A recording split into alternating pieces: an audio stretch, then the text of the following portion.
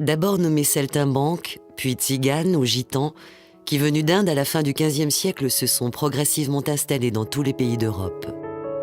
Aujourd'hui, appelés administrativement en France les gens du voyage, ils représenteraient environ 300 000 citoyens français.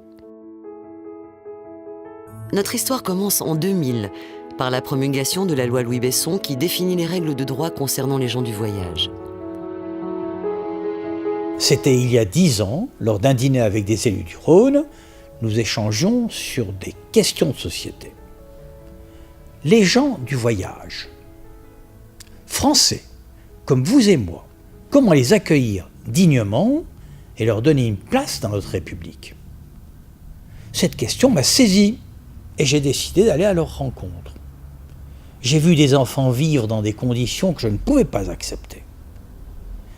En 2002, nous avons, avec Isabelle Dumortier, ouvert notre premier terrain à Belleville. Nous y avons vécu en immersion. C'était la première fois que les gens du voyage étaient accueillis par la phrase « Soyez les bienvenus ». Nous les respections. L'hacienda a été créée. Au sens étymologique du terme, une hacienda andalouse forme une grande exploitation dont les productions sont variées et se complètent. C'est aussi un lieu de résidence.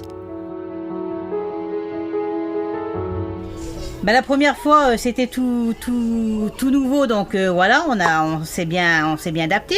Et en fait, le fait d'être sur une place goudronnée, qu'on ait l'eau, le courant, mais vraiment sur son emplacement. Et ça, c'était tout nouveau, bien sûr. Moi, spécialement, je m'y sens bien. Après, tout dépend des personnes. Vous avez vu qu'il y a d'autres personnes qui ne sont pas d'accord avec ce que moi je peux dire. Donc, mais moi, je me suis bien adaptée, mes enfants aussi. Donc, le côté négatif, c'est que on n'a pas trop le droit de faire ce qu'on veut non plus. On avait plus de liberté. Il est certain que la loi Besson, en amenant l'obligation pour les communes de mettre en place des aires d'accueil, amenant le minimum de confort et d'hygiène, est une bonne chose. On doit respecter nos concitoyens, quel que soit leur mode de vie.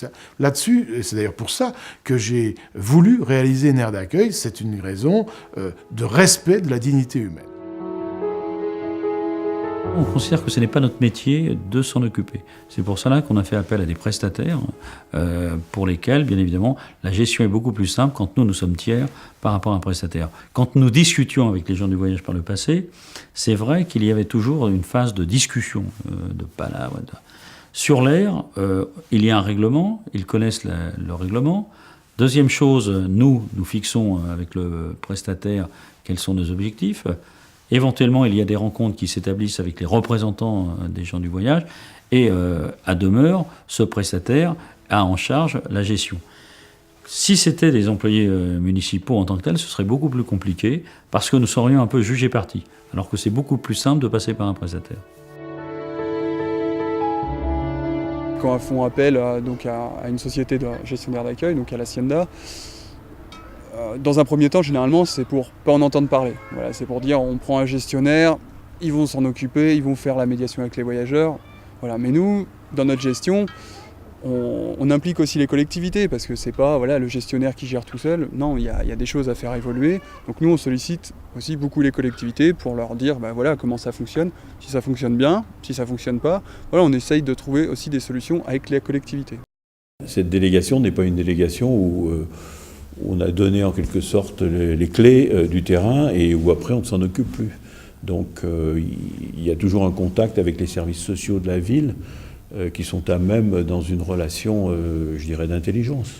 Donc il y a toujours une prise en compte à l'échelle de la ville qui doit être faite et qui nécessite cette collaboration.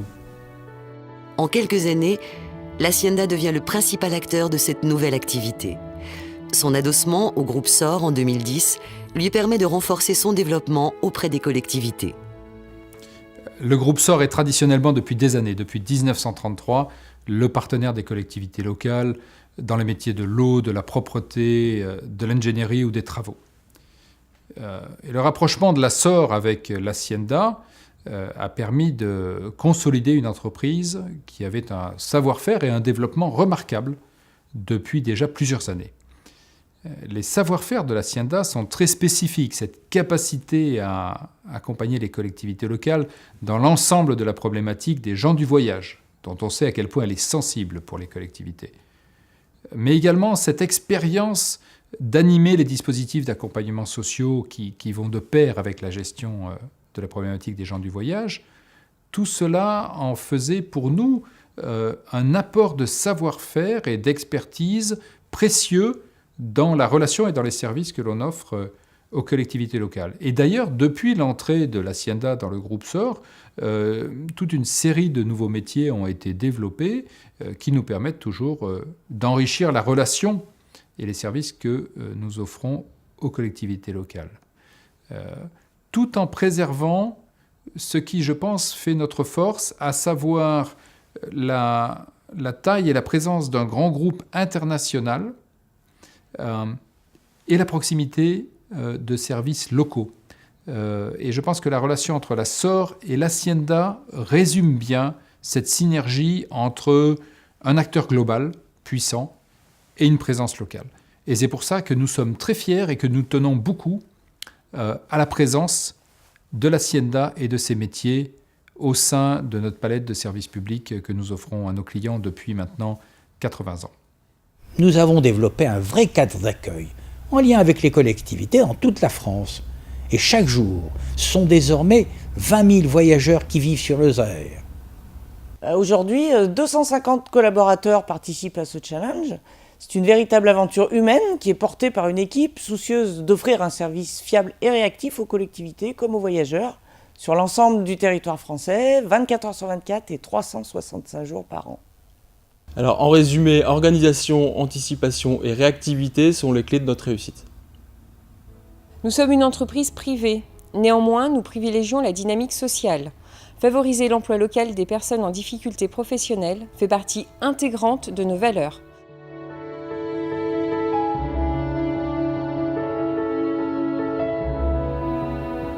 Nous devons être fiers de notre mission aux côtés de cette communauté. Pour son intégration, pour le progrès, et nous continuons aujourd'hui plus que jamais de les inciter à scolariser les enfants, à travailler, à se saisir de leurs droits et à assumer leurs devoirs.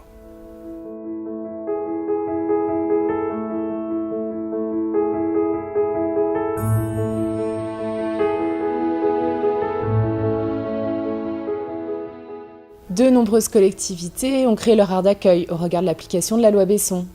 En revanche, la question de l'accompagnement social des gens du voyage a été peu prise en compte a priori. Quelques collectivités nous ont sollicité compte tenu de notre expérience. Aujourd'hui, nous avons concrétisé ces dispositifs. Nous proposons ainsi une offre globale d'accueil et d'accompagnement social des gens du voyage.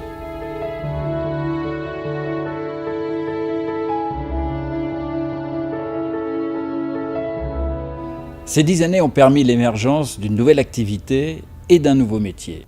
L'Hacienda est devenue l'acteur de référence pour les collectivités. Aujourd'hui, l'Hacienda est une société solide, bien organisée, avec des fondamentaux sains et de réelles valeurs. En mettant en avant sans complexe notre savoir-faire et les spécificités de nos métiers, nous allons poursuivre sereinement notre développement. Notre objectif est de continuer à progresser grâce à une connaissance fine des particularités de chaque territoire, avec une approche rationnelle et compétitive. Nous allons renforcer nos compétences pour continuer à offrir des prestations adaptées aux besoins de chaque collectivité en termes d'accueil des gens du voyage, mais aussi à répondre aux nouvelles demandes d'accompagnement social et d'habitat atypique notamment. La prochaine décennie s'annonce donc tout aussi riche et ambitieuse que la première.